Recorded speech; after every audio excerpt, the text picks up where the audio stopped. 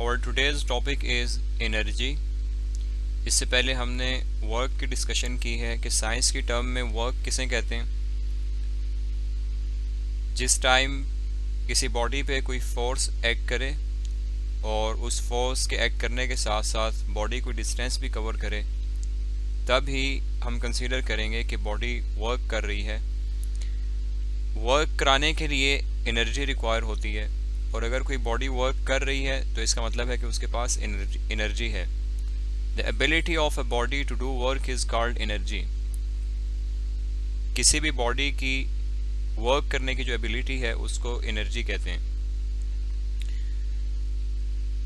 Water running down the stream has the ability to do work. किसी stream से अगर water run कर रहा है तो उसमें भी वर्क करने की एबिलिटी है। That's why its possesses energy. The energy of running water की एनर्जी कहाँ कहाँ यूज़ हो सकती है? Can be use to run water mills और वाटर टर्बाइंस। वाटर मिल्स को रन कराने के लिए और वाटर टर्बाइंस को रन कराने के लिए, जिसके थ्रू हम इलेक्ट्रिसिटी भी जनरेट करा लेते हैं। इनको रन कराने के लिए हम वाटर की एनर्जी यूज़ करते हैं, रनिंग वाटर की। तो वाटर के थ्रू अगर वर्क हो रहा है तो इसका मतलब ये है कि उसके पास एनर्जी है, या वाटर के पास एनर्जी है, तो इट मीन्स हम उससे कोई ना कोई वर्क करा सकते हैं। एनर्जी की डिफरेंट फॉर्म्स हैं। Mechanical energy, heat energy, light energy, sound energy, electrical energy, chemical energy and nuclear energy. जितनी टाइप्स की एनर्जी यहाँ पे लिखी हुई हैं, इसका मतलब ये है कि हम इन एनर्जीज़ को यूज़ करके कोई भी यूज़फुल वर्क करा सकते हैं। इसके साथ साथ किसी भी एनर्जी को एक फॉर्म से दूसरी फॉर्म में कन्वर्ट करा सकते हैं। जैसे कोई भी केमिकल ले लें, पेट्रोल ले लें या डीजल ले लें, उसको हम बर्न करके उसकी केमिकल एनर्जी को कन्वर्ट कर देते हैं हीट एनर्जी में, और हीट एनर्जी को हम यूज़ करके आगे टरबाइन को रन करा सकते हैं, इंजन को रन करा सकते हैं। तो हम हीट एनर्जी को मैकेनिकल एनर्जी में कन्वर्ट करा देंगे। वो मैकेनिकल एनर्जी यूज़ हो रही होगी वर्क कराने के लिए। अगर इंजन रन करा रहे हैं किसी व्हीकल का, तो व्हीकल मूव करना स्टार्ट कर देगी। एनर्जी के जो डिफरेंट फॉर्म्स हैं, उसमें से कुछ फॉर्म्स हमारे इस यूनिट में डिस्कस होनी है, और एक फॉर्म से दूसरी फॉर्म्स में एनर्जी कैसे कन्वर्ट होगी, ये कन्वर्जन भी इसी यूनिट में आनी है। A body possesses energy if it is capable to do work. जैसे वर्क कब होगा? जब फोर्स एक्ट करे बॉडी पे और वो फोर्स की डायरेक्शन में बॉडी मूव भी करे। इसी तरह बॉडी के पास एनर्जी कब होगी? अगर वो बॉडी इस काबिल है कि वो वर्क करा सके। Body possesses energy if it is capable to do work. दो मेन टाइप्स हैं मैकेनिकल एनर्जी की, kinetic energy and potential energy. Kinetic और पोटेंशियल एनर्जी को हम डिटेल में यहाँ पे डिस्कस करेंगे। काइनेटिक एनर्जी क्या है, कहाँ पे होती है, और इसको मैथमेटिकली हम कैसे फाइंड आउट कर सकते हैं, उसकी मैथमेटिकल डेरिवेशन और हम फार्मूला भी डिराइव करेंगे। काइनेटिक एनर्जी बॉडी की मोशन की वजह से जो एनर्जी आती है, that is the kinetic energy. The energy possessed by a body due to its motion is called its kinetic energy. कोई भी बॉडी अगर मूव कर रही है, वाटर अगर मूव कर रहा है, water running down stream move कर रहा है वाटर, तो इसका मतलब है इसके अंदर एनर्जी है, और वो एनर्जी काइनेटिक एनर्जी है। और अगर ये किसी हाइट से नीचे फॉल कर रहा है तो उसके पास दूसरी टाइप की जो मैकेनिकल एनर्जी है, पोटेंशियल एनर्जी, वो भी इसके पास है। मूविंग एयर है, एयर मूव कर रही है, इट मीन्स कि उसके पास भी काइनेटिक एनर्जी है। मूविंग एयर को हम कहते हैं wind. Moving air is called wind. उस विंड एनर्जी को हम कहाँ कहाँ यूज़ कर सकते हैं? टू ड्राइव विंड मिल्स, जिससे इलेक्ट्रिसिटी जनरेट होती है, एंड पुशेस सेलिंग बोट्स। और विंड मिल को ही यूज़ करके हम जो सेलिंग बोट्स हैं इनको भी ड्राइव करा सकते हैं।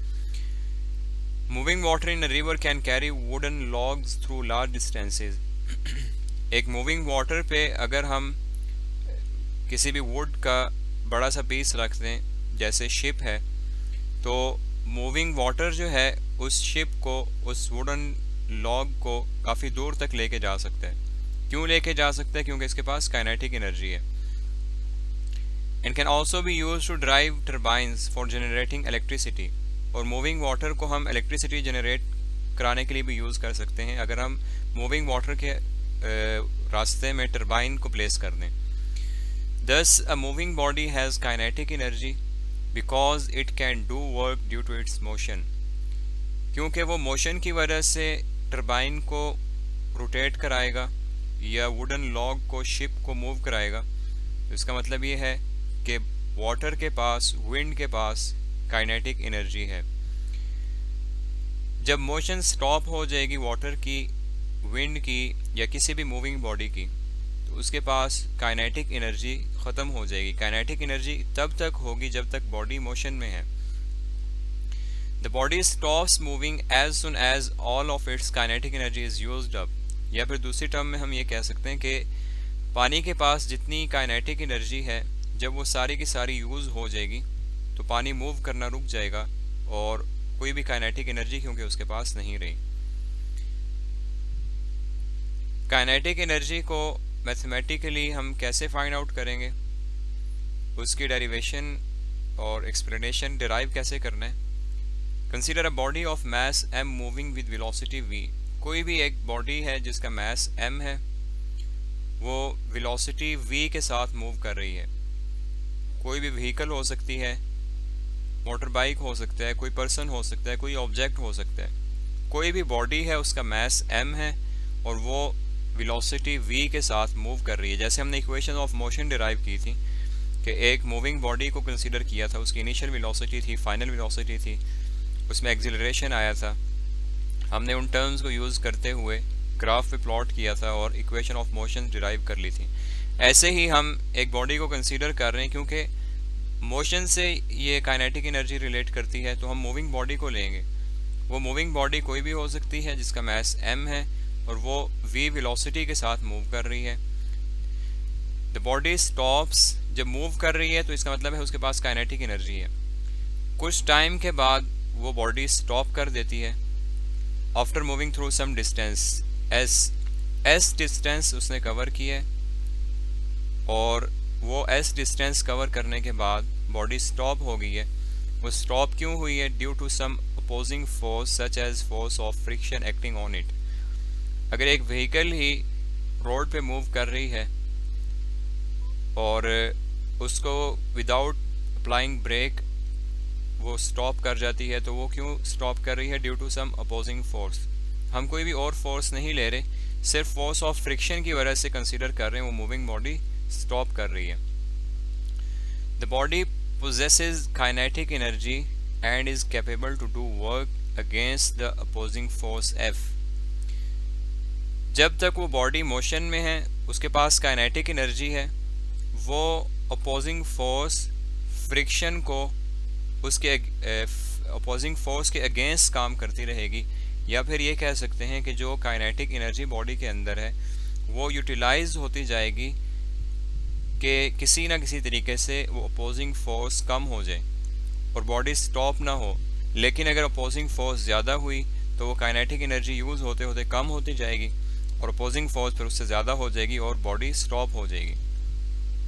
Until all of its kinetic energy is used up. Body stop कब होगी? जब उसकी सारी की सारी काइनेटिक एनर्जी यूज़ हो जाएगी। अब बॉडी मूव कर रही थी, उसने कुछ डिस्टेंस एस कवर किया और अपोजिंग फोर्स की वजह से वो ये डिस्टेंस कवर करने के बाद रुक गई है, रेस्ट पोजीशन पे आ गई है, क्योंकि उसकी सारी की सारी काइनेटिक एनर्जी यूटिलाइज हो चुकी है। उस बॉडी ने वर्क किया है, जब तक वो मूव करती रही है उस वक्त तक उसने वर्क किया है इस अपोजिंग फोर्स के अगेंस्ट। तो काइनेटिक एनर्जी थी मोशन की वजह से, वो एनर्जी वर्क के काम आ रही थी, वर्क कर रही थी, work done by it due to motion. जब तक बॉडी मूव करती रही है उस दौरान जो वर्क हुआ है वो वर्क हमारी काइनेटिक एनर्जी के इक्वल है, क्योंकि बॉडी में मोशन काइनेटिक एनर्जी की वजह से ही आती है। ये बॉडी अगर मूव कर रही है it means it has kinetic energy.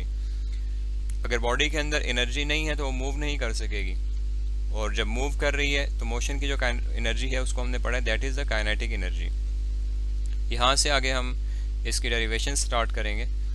यही एजम्पशन हम लेंगे कि बॉडी उसका मास m है, v वेलोसिटी के साथ मूव कर रही थी, कुछ टाइम के बाद due to some opposing force, the force of friction, वो स्टॉप कर जाती है और इतने टाइम में उसने डिस्टेंस s कवर की है।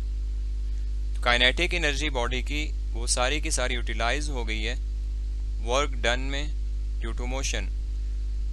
वर्क डन का हमने फॉर्मूला पढ़ा है force multiply by displacement. Initial velocity को हम ले रहे हैं यहाँ पे v, फाइनल वेलोसिटी 0 है क्योंकि बॉडी रेस्ट पे चली गई है।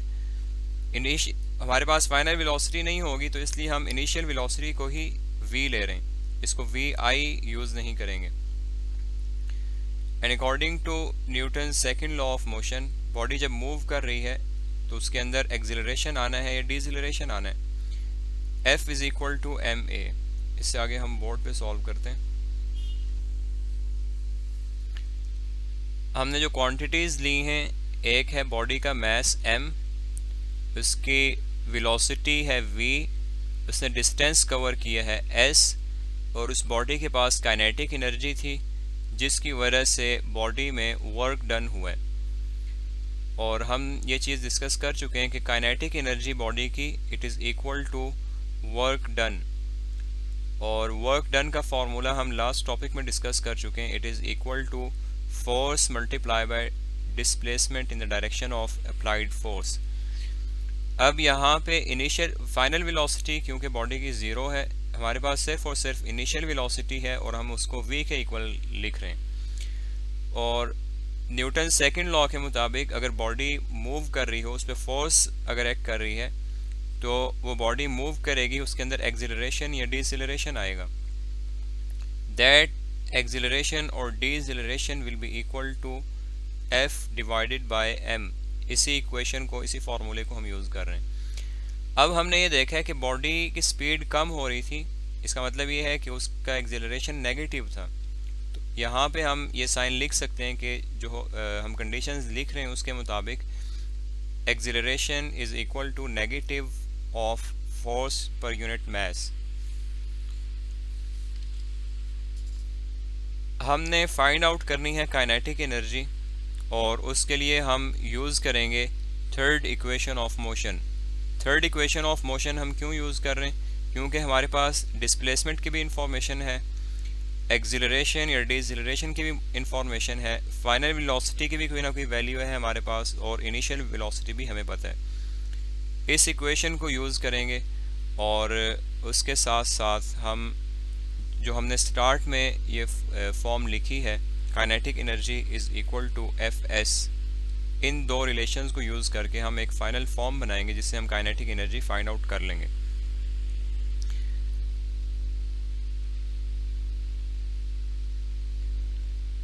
We have these equations. This is equation 1, this is our equation 2। Acceleration की वैल्यू अगर हम इस थर्ड इक्वेशन ऑफ मोशन में पुट करें, we will get 2 into negative f और m times s is equal to vf square minus vi square। vf हमारे पास 0 है क्योंकि बॉडी रेस्ट पे चली गई है, सो 0 square minus vi square it will be equal to negative vi square। और left side को हम सॉल्व करें, we will get negative 2f divided by m multiply by s minus 2fs divided by m। Negative sign दोनों side से cancel out हो जाएंगे and we will get 2fs is equal to, दोनों side पे हम m से multiply करें, we will get mv square. और यहाँ पे हमने क्योंकि वैल्यूज़ पुट की हैं तो हमारे पास इनिशियल वेलोसिटी सिंपल v है जिसको हमने स्टार्ट में एज्यूम की है, तो vi को हम v से रिप्लेस करेंगे। and Fs will be equal to 1/2 mv square. ये जो हमारे पास फर्स्ट इक्वेशन है, अगर हम इसको यूज़ करें तो इस इक्वेशन से हमें पता चल रहा है कि Fs is equal to kinetic energy, therefore kinetic energy will be equal to 1/2 mv square. अगर हमने काइनेटिक एनर्जी फाइंड आउट करनी है किसी भी मूविंग बॉडी की, तो हमें उसकी वेलोसिटी पता होनी चाहिए और उसका मास पता होना चाहिए, तो हम इजीली उसकी काइनेटिक एनर्जी फाइंड आउट कर सकते हैं। ये हमने फार्मूला डिराइव कर लिया है कि किसी भी मूविंग बॉडी की काइनेटिक एनर्जी फाइंड आउट करने के लिए we need only two quantities, mass and its velocity.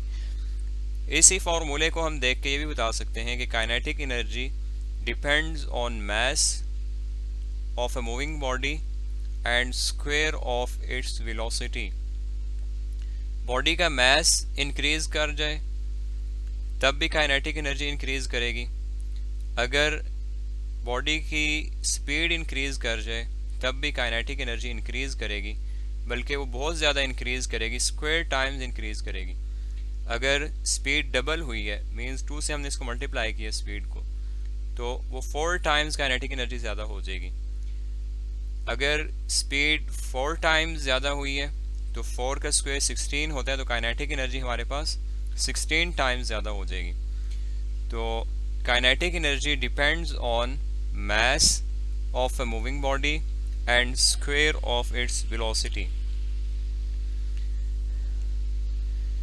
Energy का यूनिट हम जूल ही यूज़ करेंगे, चाहे वो जिस टाइप की भी एनर्जी हो। तो काइनेटिक एनर्जी का भी जो यूनिट है दैट इज़ जूल्स, और इसके लिए जो सिंबल हम यूज़ करते हैं it is capital J।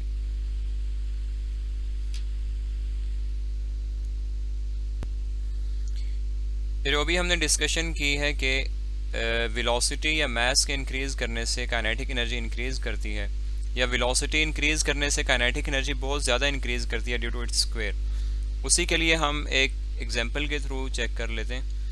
If let the mass of a body is 1 kilogram and its velocity is 2 metre per second, तो अगर हमने काइनेटिक एनर्जी फाइंड करनी है इस बॉडी की, it will B 1/2, mass is 1 and velocity is 2, its square, 2 का square है 4, 4 divide by 2 is 2 joules। इसी तरह अगर हम वेलोसिटी को डबल कर दें, सेम बॉडी है, उसका मास 1 kg है और वेलोसिटी को हमने डबल कर दिया है, 2 टाइम्स उसको इंक्रीज कर दिया है, that is 4 metre per second. अब हम काइनेटिक एनर्जी अगर फाइंड आउट करें, we will get 1/2, mass is 1 and velocity is 4, so 4 का स्क्वायर है 16, 16 डिवाइड बाई 2 is 8 joules। हमने वेलोसिटी को डबल किया तो काइनेटिक एनर्जी 4 टाइम्स इंक्रीज कर गई है। इसी तरह अगर हम 3 टाइम्स वेलोसिटी इंक्रीज कर दें तो उसके स्क्वायर टाइम हमारी काइनेटिक एनर्जी इंक्रीज करती जाएगी। ये हमारे MCQ का भी पोर्शन है कि जिसमें ये क्वेश्चन है, वैल्यूज़ कोई नहीं दी हुई, सिर्फ इतनी सी स्टेटमेंट है, if the kinetic energy of a moving body is doubled then its kinetic, if the velocity of a moving body is doubled then its kinetic energy will be. एक तो हम सिंपल वैल्यूज़ एज्यूम करके उसको find out कर सकते हैं, और just formula को भी यूज़ करते हुए हम फाइंड आउट कर सकते हैं कि वेलोसिटी की वैल्यू हो गई है डबल। अगर पहले वेलोसिटी 2 थी तो हम उसको मल्टीप्लाई करा दें, पहले वेलोसिटी अगर v थी तो हम उसको 2 से मल्टीप्लाई करा दें, हमारी वेलोसिटी इंक्रीज़ कर गई है। तो हमने फाइंड आउट करना है कि जो काइनेटिक एनर्जी इंक्रीज़ करेगी वो किसके इक्वल होगी। काइनेटिक एनर्जी जो चेंज हो गई है it will be equal to 1/2 mass times mv²। और अगर ये चेंज काइनेटिक एनर्जी हम फाइंड आउट कर रहे हैं तो दोनों के साथ हम कोई भी सिंबल इसका चेंज कर दें, 1 2 3 भी लिख सकते हैं।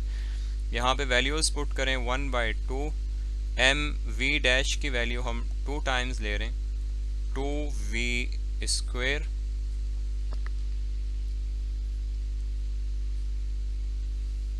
It is equal to 1/2 m square. हम ओपन करें we will get mv², 4v²। 4 को कॉमन ले लें वी विल गेट 1/2 mv²। और फाइनली वी विल गेट 4। और ये जो ब्रैकेट के अंदर टर्म बनी है it is this kinetic energy 4 times of kinetic energy. हमने वेलोसिटी डबल की है, v से 2v बन गई, उसको हमने v' लिया है तो काइनेटिक एनर्जी हमारी 4 टाइम्स इंक्रीज़ कर गई है। अगर हमें वैल्यूज़ ना भी पता हो तो हम सिंपल इस तरीके से ये फाइंड आउट कर सकते हैं कि काइनेटिक एनर्जी कितने टाइम्स इंक्रीज़ करेगी। What will be the kinetic energy if velocity of a moving body is doubled? अगर डबल हुई है मूविंग बॉडी की वेलोसिटी तो काइनेटिक एनर्जी क्या होगी? It will increase 4 times. अगर मूविंग बॉडी की वेलोसिटी 4 टाइम्स हो गई है तो काइनेटिक एनर्जी कितनी होगी? हम इसी तरह फाइंड आउट करके ये देख सकते हैं कि हम 16 टाइम्स काइनेटिक एनर्जी इंक्रीज कर जाएगी। ये क्वेश्चन इस तरह भी आ सकता है कि अगर वेलोसिटी हाफ हो गई है तो फिर काइनेटिक एनर्जी क्या होगी? उसी तरह हम फार्मूले में 1/2v पुट कर दें वी विल गेट द जैसे 4 टाइम्स इंक्रीज हुई है डबल करने से, ऐसे ही अगर हम हाफ कर दें तो 4 टाइम्स डिक्रीज हो जाएगी। What will be the kinetic energy if velocity of a moving body is half? The kinetic energy will decrease 4 times. और इसी तरह अगर 4 टाइम्स वेलोसिटी डिक्रीज कर दें तो काइनेटिक एनर्जी हमारे पास 16 टाइम्स डिक्रीज कर जाएगी। तो आज का टॉपिक हमने एनर्जी और काइनेटिक एनर्जी का पढ़ा है। इससे रिलेटेड एक्सरसाइज के हमारे 3 क्वेश्चंस हैं। 6.4 is why do we need energy? हमें एनर्जी क्यों चाहिए? पहले तो ये बता दें कि ये फंडामेंटल कॉन्सेप्ट है और तमाम फिनोमिना जो हैं इसके साथ लिंक्ड हैं।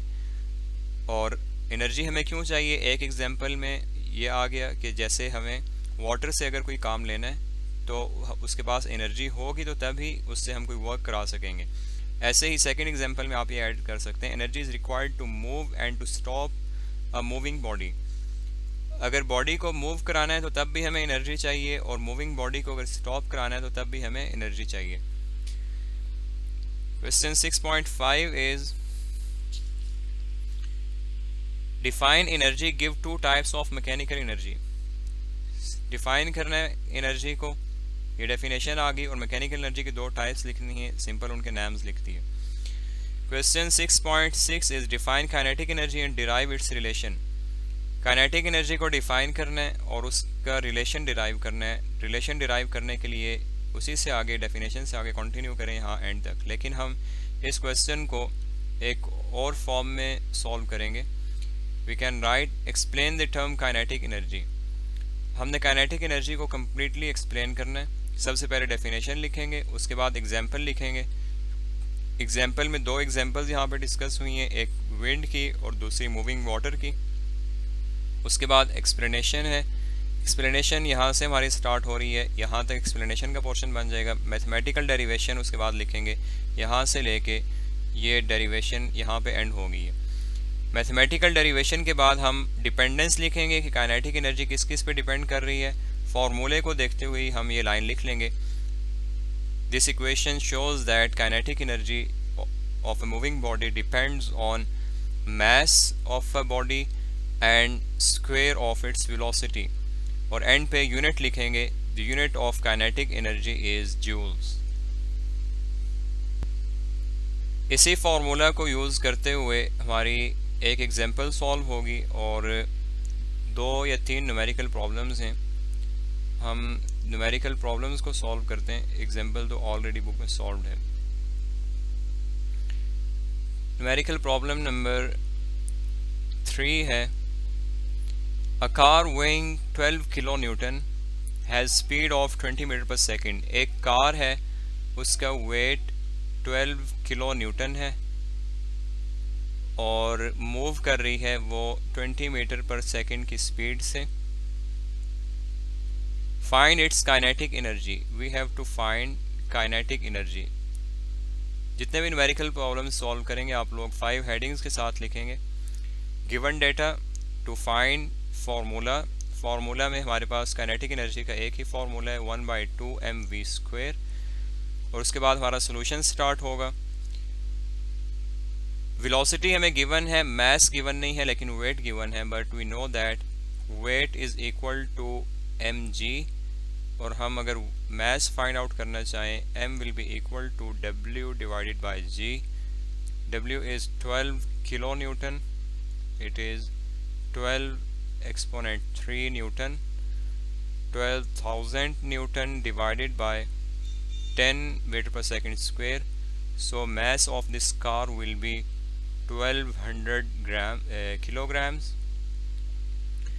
Now we can use the relation of kinetic energy 1/2. Mass is 1200 multiplied by velocity is 20 meter per second square. इसको जब हम solve करें we will get 1200 times 20 square divided by 2 is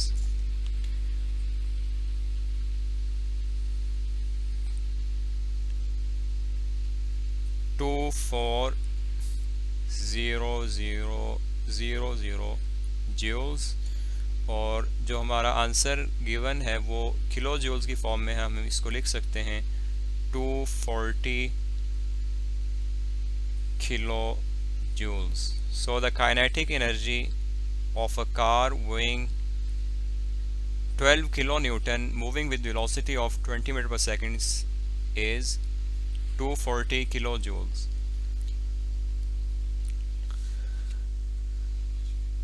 Next numerical problem number 4. A 500 gram stone is thrown up. एक stone है जिसको upward direction में throw किया जा रहा है। उसका मास है 500 gram. m is equal to 500 gram in SI unit it will be 0.5 kilogram. Thrown up with velocity of 15 metre per second. v is equal to 15 metre per second and we have to find potential energy and kinetic energy. Potential energy अभी तक हमने पढ़ी नहीं है, इसलिए हम सिर्फ और सिर्फ इस प्रॉब्लम की इस टाइम पे काइनेटिक एनर्जी फाइंड आउट करेंगे। नेक्स्ट टॉपिक जब हम पोटेंशियल एनर्जी का पढ़ लेंगे उस वक्त हम इसकी पोटेंशियल एनर्जी भी फाइंड आउट कर लेंगे। As we know that kinetic energy is 1/2mv²। So it is 1/2, mass is 0.5 and v is 15 square. 15 square is 225. 1/2 multiplied by 0.5 multiplied by 225.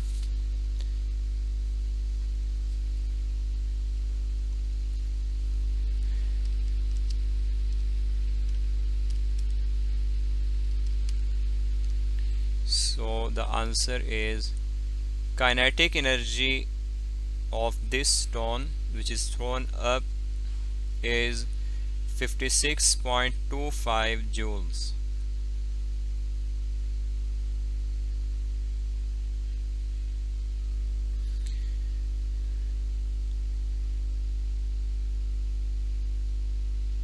Next numerical problem में भी हमें पोटेंशियल एनर्जी और kinetic energy दोनों find out करनी है। इस time पे हम सिर्फ काइनेटिक एनर्जी फाइंड करेंगे। On reaching the top of a slope 6 metre high, height given है इट इज 6 मीटर। एक साइकिलिस्ट है और वो एक स्लोप के टॉप पे पहुंचता है, तकरीबन इस पॉइंट पे वो पहुंच गया।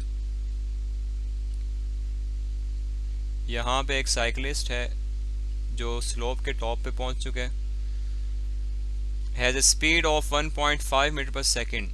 वो मूव कर रहा था, उसकी जो वेलोसिटी थी that is 1.5 metre per second. Find the kinetic energy and the potential energy of the cyclist.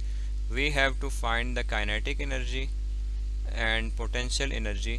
The mass of the cyclist and his bicycle is 40 kilogram.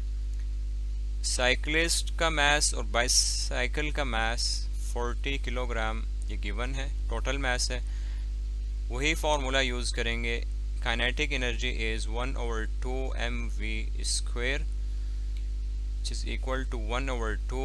Mass is 40 kilogram. Velocity is 1.5 meter per second. When we solve, we get 40 into 1.5 square is 45 joules.